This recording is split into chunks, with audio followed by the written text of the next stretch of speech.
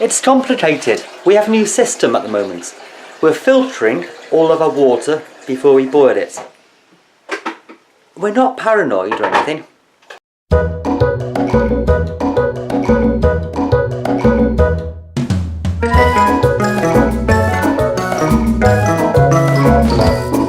We decided to filter the water before it goes into the kettle. But we're not doing it this time, so... Because this is a super quick video, remember? So, yes, no time for filtering. But what are we doing? Oh yes, we're pickling the eggs. Right. Hello. We have 3 laying girls in our quail cage, but they're laying probably about 2 eggs a day each. So we have quite a few quail eggs. They're only tiny. They're tiny, tiny. But they're really beautiful, and we think they would make a beautiful winter snack if we were to pickle them. So that is what we're going to do today. We have a whole bunch of quail eggs here, ready gathered. We're going to boil them and then put them in little jars, put vinegar on top, and then just leave them until winter. So this is a super simple, super quick pickled quail egg recipe. We're also going to add loads of spice and herbs to the vinegar. Make it all tasty. Yum. Delicious. Spices for the vinegar. What do you fancy? What do we have? We have all sorts. Oh. We don't have all sorts. Oh yes, we do. We don't have allspice. No, we don't have all spice, no. I'm so confused. I have some literature all sorts. Indeed. Right, so, mustard first. Mustard. We like a bit of mustard. We have a jar of mustard seeds. Ooh, throw a few in. How much is a few? Is this a few? That's a few, a good tablespoon worth. Yeah, Okay. Absolutely, yeah. So it just goes into the vinegar.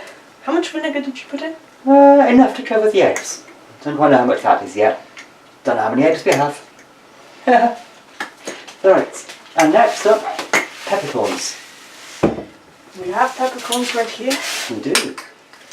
How much? Half a spoon? Half a spoon, yeah. Half a teaspoon, tablespoon thing.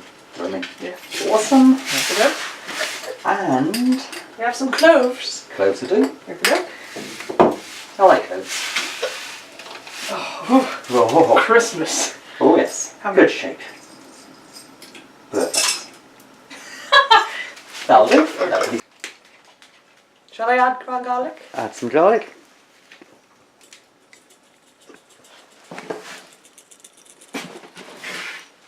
You want to bring your vinegar up to the boil and then let it simmer.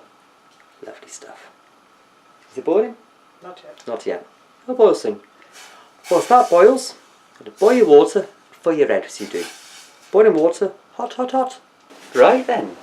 Whilst your vinegar is boiling up to the boil, oh, hot stuff. Smells. Oh, vinegar. Awesome. You want to start boiling your eggs for pickling. There's some debates out there whether you do it for 2 minutes or 3 minutes. As they're only small, I think 2 minutes is enough. What do you think? We'll try with 2 minutes. We'll try 2 minutes. Try 2 minutes. We've done it before for 2 minutes and they are perfect. Absolutely.